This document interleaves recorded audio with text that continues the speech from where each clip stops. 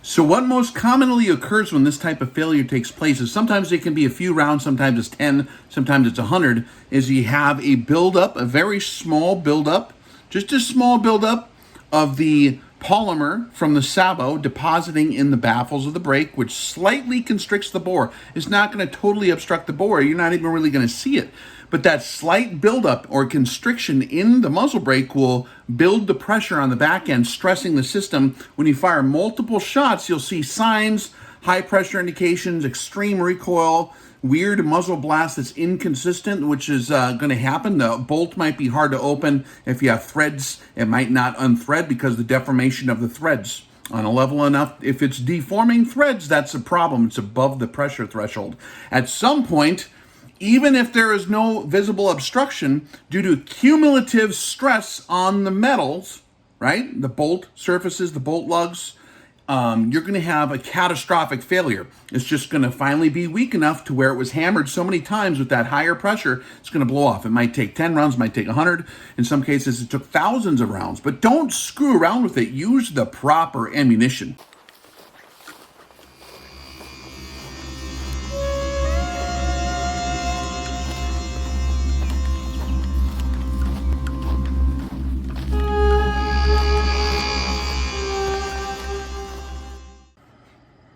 Hey guys, Rex here. So the question is, can we or can we not use slap rounds in a 50 caliber BMG with the muzzle brake attached? Seems to be the hot topic. I got a few more questions in the last couple days, people asking about that. I do not know if a new incident occurred with the use of slap rounds in a rifle equipped with the muzzle brake or not. But we're gonna retouch this topic again because so many people are asking again, okay? And before you guys comment, please get to the end of the video so you can have the full spirit of the communication and understand where I'm trying to come from. I am trying to be a gentleman, okay? I honestly want everyone in the industry to thrive and survive and do a good job and not hurt themselves and make as much money as possible. I honestly want that for everybody. However, I do not want anyone to get blown up. So we can revisit this topic.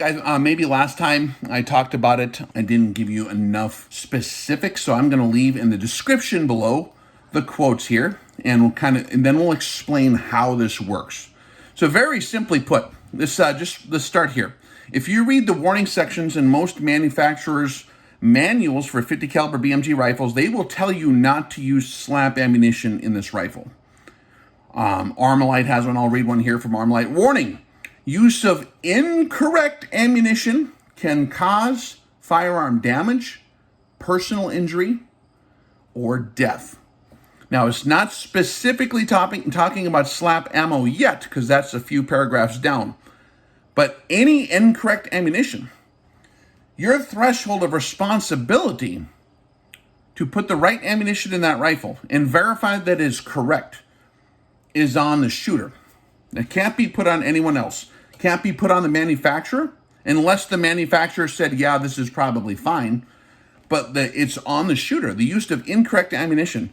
So whether or not the ammunition is counterfeit ammunition or sabotage ammunition or correct ammunition or too old of ammunition, the main moral of the story is here. It's on the shooter to put the right ammo in that rifle. Ammo that is for sure going to work in a safe manner, okay? Read a couple paragraphs down. This is page 13, the ammunition section of the ARMALITE manual for the AR-50A1, which is an extremely robust tri-lug design. Very robust design rifle here. Warning, do not fire saboted ammunition from your rifle. The sabot, or sabot, right, could lodge in your muzzle brake, causing firearm damage and potential injury or death. Yeah, but Rex, I don't see how a sabot could lodge in the muzzle brake. Wouldn't we notice? Well, yes, there's a variety of, on a spectrum, there's a variety of ways that can occur. It can happen within the first few shots. It can happen in the first dozen shots. You might get away with this for hundreds and hundreds of rounds. This was discovered by the Army, by the Navy, and by the Marine Corps when they started using the 50 caliber sniper rifle, the Barrett, the M82s. and a lot of other test rifles. There are some bolt action designs. There's been discussions on this since the 80s on the use of saboted ammunition, or ammunition using a sabot, a plastic cup to accelerate a smaller projectile in a larger case. So in a 50 caliber round, you have a little plastic cup called a sabot, or a shoe, and it can accelerate a hardened steel penetrator at extreme velocity, like over 4,000 feet a second, which gives it anti-armor capabilities. And it also accomplishes that with lower pressure, not higher. They're actually lower pressures if they're done to specifications. Now, if it's some kind of counterfeit ammo, maybe it's higher pressure, but just the physics of the lighter massive projectile makes it much harder to overpressure that round. They're much more difficult to get overpressure on them on a slap round.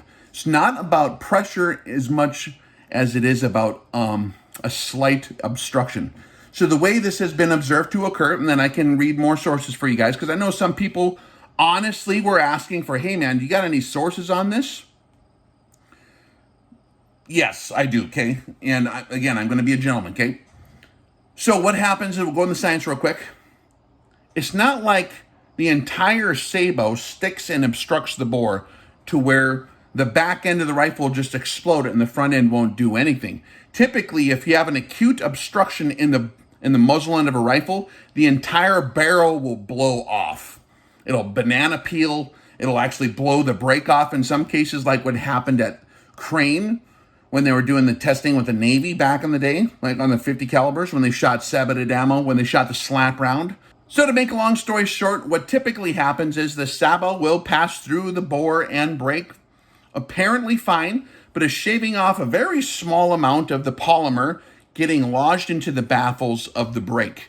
So there's a small amount, you look through the bore, it's basically open, but there's a constriction at the end of the muzzle, which is not really visible and obvious, but it causes a pressure increase to occur in the rifle, which is going to be evident by the rifle starting to act weird.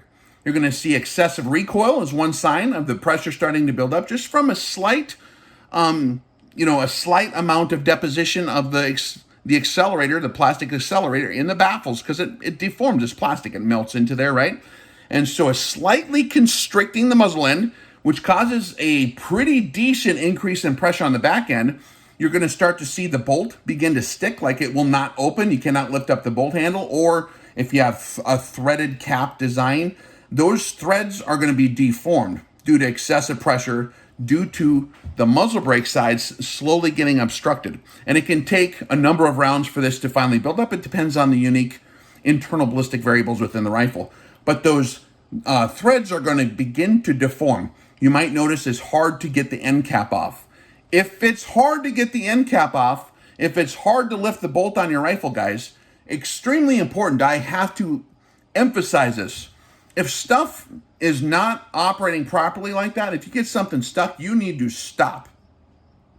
You need to stop, number one, and verify we don't have any obvious obstruction, any obvious damage. The lugs of the bolt are not damaged. I've had damaged lugs on bolts of my rifles. I've shot a lot of different stuff over time, right? Make sure that if you have thread design, the threads are not deformed. If they are, why is it deforming? Do not continue. That could be extremely hazardous, okay? If it's giving you signs like that, you need to investigate what's going on. I know you just kind of want to pile through it, but you got to stop. Verify also, of course, that you're using proper ammunition. Now, if you're using mystery ammo and it's acting funny and you can't open the bolt or you can't do the thread cap and you're using mystery ammo and you still continue to go, it could be extremely dangerous. That is totally on you at that point, okay? Even if the manufacturer said, hey, yeah, this ammo should kind of work in here. I think it should work.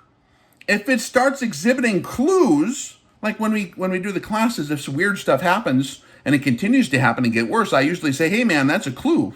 Let's stop and see what's going on. Why are we missing to the left? Why are we too high? Why is the bolt sticking? Why did the group disappear? You got to do problem solving, okay? So you got to be careful. If you're shooting a 50 caliber BMG, for God's sakes, stuff starts acting weird, excessive recoil, excessive muzzle flash, you got to stop and see what's going on. Is it the ammo? If so, then stop. Where'd the ammo come from? I have no idea. It's just some guy in the computer It's probably fine. Or is it? Or is it? Maybe it's not. There's a variety of ways to learn things. You can learn by reading the warnings in the manual, which is the way I like to do it. If the reloading manual says do not use sabos with muzzle brakes because it's dangerous, like a lot of the manuals have said over time, then I'll be careful. If it's a variety of other places, we can see again here. I'll just real quick, and I don't want this to be a long rant, okay? But I have to put the warning out here, okay? Here's a quote: caution, do not fire any style saboted ammunition, that's the slap ammo, in a weapon fitted with a muzzle brake, compensator, flash hider, or even shotgun choke, unless you are sure they are compatible. This is in all caps, page 411 of the Hard Target Interdiction Manual by Dean Michaelis. Dean Michaelis was the guy that set up the SOTIC course for the Hard Target Interdiction part of the SOTIC. Okay? Special Operations Target Interdiction course. Green Beret. Knows his stuff. He was a scud hunter in the Gulf War. They were the guys that did a lot of the experimentation of those early rifles, trying to find out what a good rifle is with that. They shot slap ammunition. They found out the hard way that shit's dangerous. You can look back. Gail McMillan. Does anyone remember Gail McMillan? Established the McMillan family of companies, right? I knew Kelly. He came to our classes. He would do a section of the RX class for Rex Defense. Kelly was an awesome guy. They're smart. They're not crazy people. They're not just like, they're not crazy, shooting from the hip kind of guys, just making stuff up. Gail McMillan wrote back in the 90s. Let me see if I can find this for you guys, because this has been pretty common knowledge in, big bore circles for a long time, since I was a kid, And he was asked a question: has anyone had any experience shooting saboted bullets in the 50 BMG? Gail McMillan responded, and I'll put this in the description. I'll unedited, even with the typos, I'll put it in the description. This is Gail McMillan. Don't do it! Exclamation point. The Navy shot some through one and it blew the brake off. Not only did it do that, but particles that left the brake were like bullets, and if they had hit anybody, they would have caused serious injury. And don't do it without the brake, as you have never felt anything like it. It can easily detach a retina. And this actually happened at the Crane Naval Weapons Center in Crane, Indiana, is where that happened. If you talk to old snipers that were in the Marine Corps, they pounded it into their heads when they learned how to use the M82s, the Barretts. They pounded it into their head: do not put slap ammunition. They had to memorize all the warnings out of the manual if they wanted to be qualified on that weapon. I mean, they would beat it into them. So ask a Marine, hey, can you just run slap ammo through here? I know that when I talk to my buddies who are SOF guys, SEALs and SEAL snipers, and also Army Special Forces, the Green Beret snipers, they're like, yeah, that's of course, like, you don't want to do that. It's very hazardous. A lot of guys have been seriously mangled from doing that, okay? You can talk to, there's different research places like the A&M. If you're curious about other safety protocols, like how many layers of hearing protection to use with 50s, there's a lot of science done on this. I mean, the Department of the Army has released the pamphlets like the 38563, I think it is. It's the range safety pamphlet. They have all different kinds of stuff for the SDZs, the surface danger zones, okay? For exactly what kind of projectile are you using. They have all the data for the M903. They say, here's even the zone in which the sabos will fall. It's like from either side of the barrel is 10 meters this way, 10 meters that way, and 50 yards long. Stay out of this zone. This is unsafe because this is where the sabo all the pieces will fly out. And they have all the different diagrams. They chart the stuff out. They can tell you exactly what shape it is for the safety zone around different weapons firing different munitions. I mean, it's very, very thorough and comprehensive. I don't know if all of it's released to the public. You can sometimes find these manuals. But there's a variety of different weapons that this was tested. And the real answer is certain systems have been specifically designed after they discovered it was hazardous to shoot slap rounds out of a brake. But in certain situations, that's what they need to do. There are a few weapons where they modified the brake to work better, but they still don't like to do it because it's extremely hazardous, and it makes them nervous because a lot of dudes got blown up messing with that. Professionals.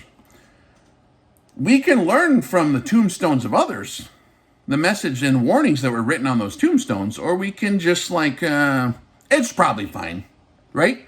And I'm not trying to be, before you comment, I am honestly not trying to be an asshole. Don't blow yourself up, okay? Okay? And if there's any question that is sketchy, like we've done classes with shooting demonstrations where even though it was set up by like Marine Corps firearms instructors who had all this, the creds and paperwork, and we would do a certain demo, it can appear, especially on video, to be a little scary, right? And people would call it out, so we stopped doing it. We're like, okay, even though it fits the standards for the 385/63 on the angle and everything that was doing, like if there's any question on safety, guys, like just like be careful. There's too much dumb shit happens to where we should never have the attitude of saying it's probably fine. That can be hazardous, right? And so I think to offer a very clear and concise answer for people that are asking the question, should I shoot a Sabo round out of a muzzle brake rifle? I would say no. Because a Sabo, a slap round, is designed for the mod deuce. It's designed for the other rifle. Yes, you can get away with doing all kinds of shit. Can you get away with cooking off a grenade and then just throwing it before it goes off, right? Yeah, you can do that a lot of times. Can you juggle grenades? Can you juggle chainsaws? I mean, like, you can get away with stuff. Can you kind of reload in the dark blindfolded? You could reload in the dark blindfolded. I would not recommend it. And I would not recommend shooting slap rounds out of any kind of muzzle brake, even for the ones that where they actually redesigned them for major giant companies that have world experience in multiple continents selling those rifles. There are certain models that are way better for that. But even the professionals don't like using it unless they absolutely have to. So that's my answer. Now, if you guys want the real dope on this and other topics, we can expound more of what I think the actual problem is, what I think the actual malfunction is, and we talk about that on the Patreon page, okay? Lots to learn there. We answer questions like this in a lot more detail, what's really going on, okay? From a multitude of angles, but we'll catch you over there. I'll leave a link to my Patreon below. Also, I think those Arkin scopes still are available for $289 and $299 for the SH4 Gen 2s. Check out the link below for that. It always supports the channel. Thank you for everything you guys do. Again, here's the deal. Rules on commenting. Say something constructive, okay? And if you disagree and you think, Rex, you're crazy, it's totally fine to shoot slap rounds out of this rifle with the muzzle brake. Give me a letter of permission from the manufacturer saying, go ahead and shoot slap rounds to this. Even non-counterfeit. Let's say we can get a hold of real ones. Or I can specifically load them down, right? Find a manufacturer that will say, yes, this is an approved ammunition in this weapon. Okay?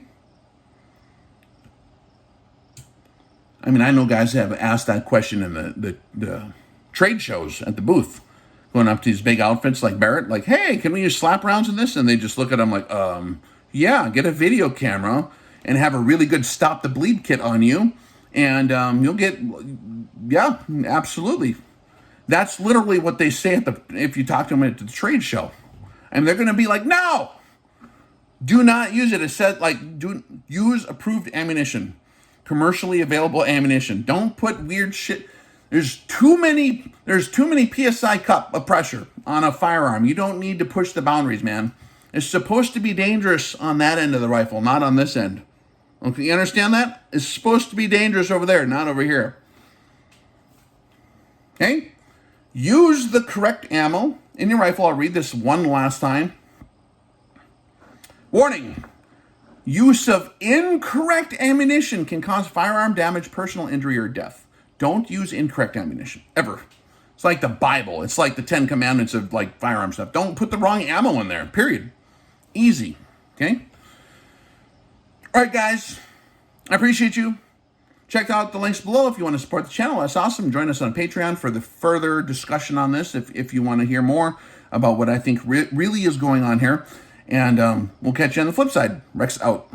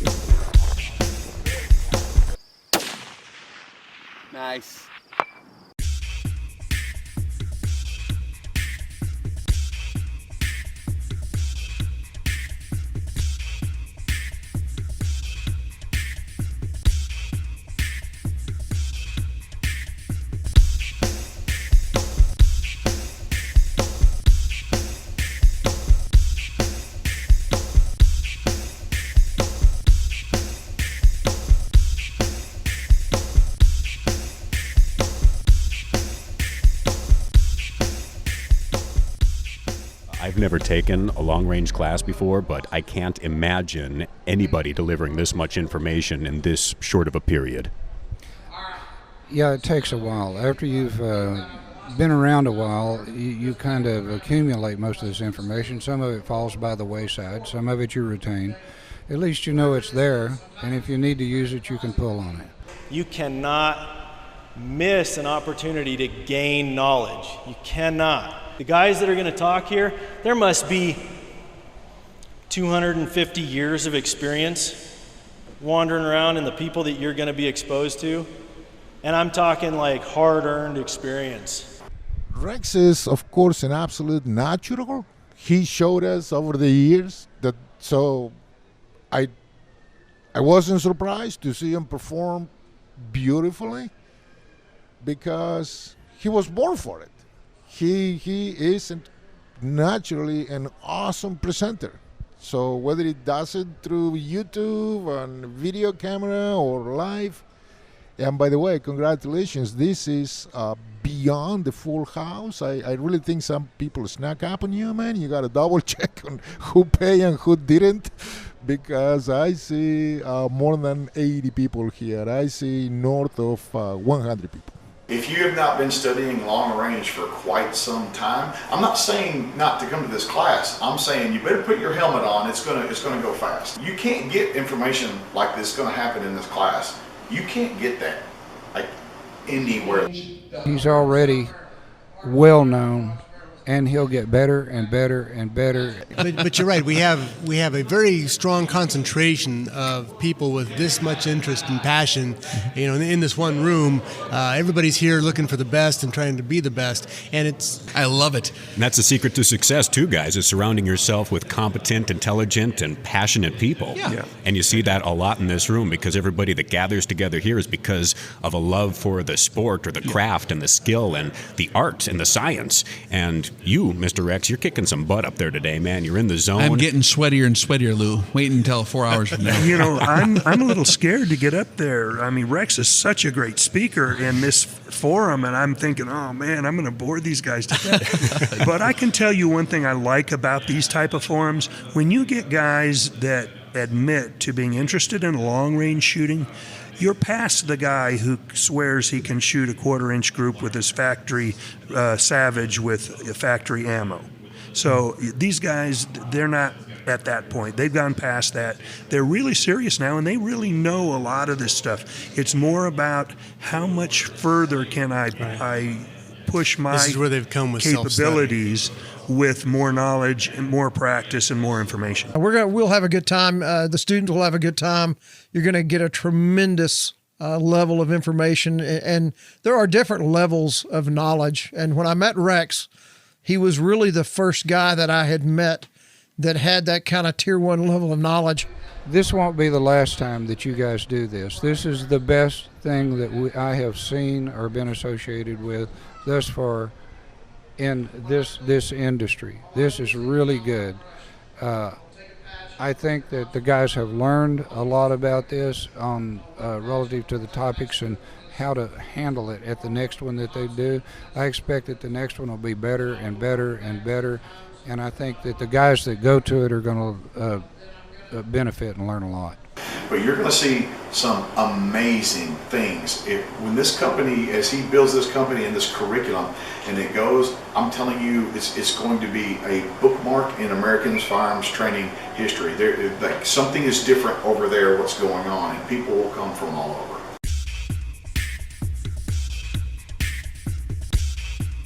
Hey folks, it's Lou McCoy with the Rex Reviews Project, and we are here in Texas. Holy crap, man. Yeah. This has been a lot of fun. I'm here with Jesse and his lovely wife, and what do you guys have to say after the second day? So we get out here, the first thing we did was check out all of our guns and equipment. We want that solid.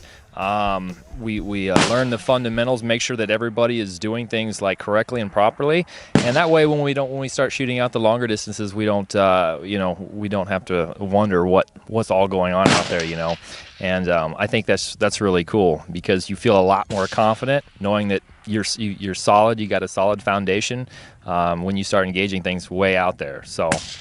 And you I think start that's off, great. yeah, man. And you start off really close, and you get all the bugs worked out, and then you work out farther, and it's no big deal. It's easy. Yeah. It's easy. So the system works, Mr. Rex. It works, my man. Just this experience was probably the best shooting experience I've ever had. It was the most I've ever learned, ever. So just getting to shoot out to 1,000, 1,100 yards, and these guys get you out there quick and do it the right way. Feels like, but I think it's rolling down off the hill. Right. Now what? Nah. That's still barely a 2. This thing goes. Oh yeah? It's hot air. Nothing. Yeah, reticle choice and design, I've really learned to, like, that's really important. You know, we always focus on all the other stuff, you know, but reticle design, you know, is very critical. If you pay attention to those classes and watch those reviews, it'll all come together for you, and this is the place where it all comes together. Yeah, and you get out in the field and you get to apply all that knowledge and see it in action, and that's gratifying. Absolutely, and it's the real world issues that that you're really learning here, as opposed to just you get all that technical data, and then you bring it out here to the real world and you put it all together and it works. The secret Rex taught me about butterfly kisses on the cheek. And It's actually true? It was true. Did it work? It totally worked. What? It totally was. It happened earlier today, and all day I've been just on. Like I just said a minute ago, yesterday everybody showed up. They were nervous. They didn't know what to expect. And look at the crowd behind us now. It's like a party back there, man. People are just having the time of their lives, and not only having a good time, but making some shots too.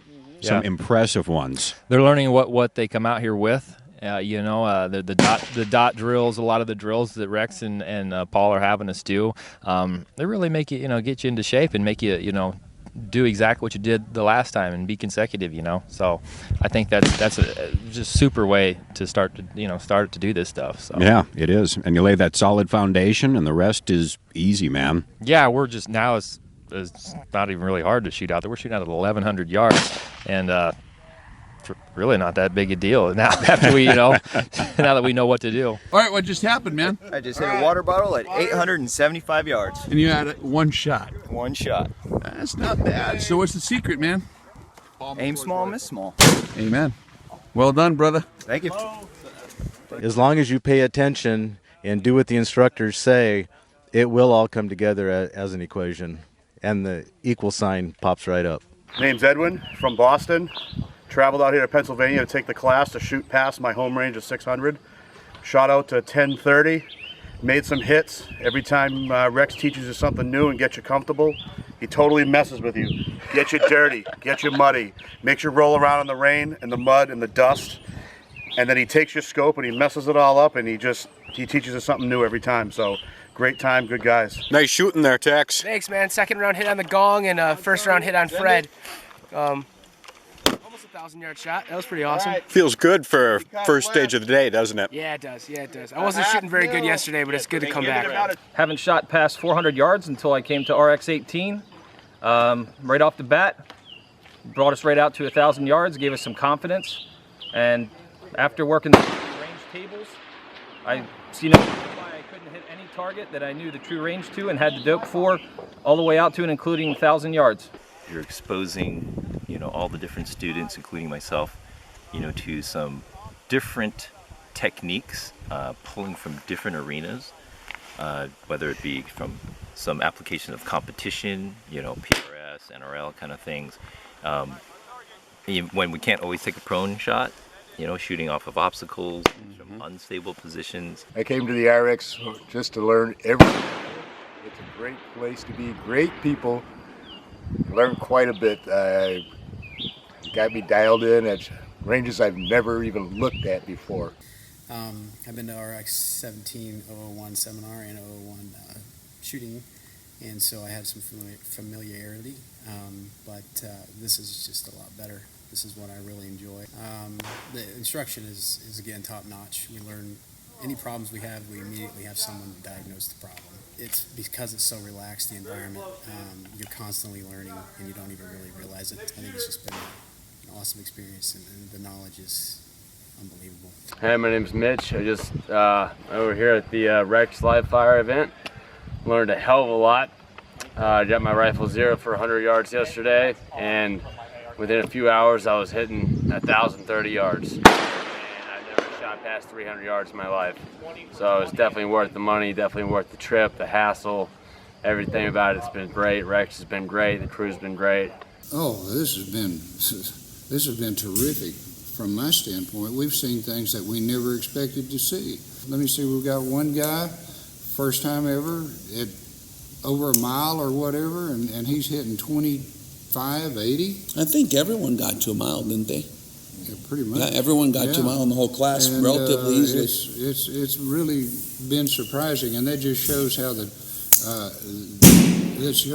equipment, and it shows how the shooters have progressed learning and with the instruction and all.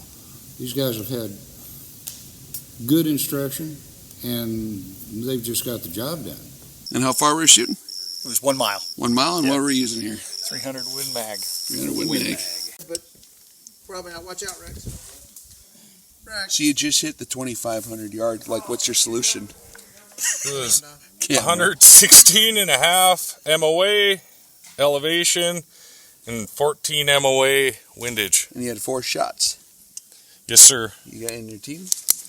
I had 6, so 10 total to hit 2551. So tell me the story. How'd you finally spot where you're hitting?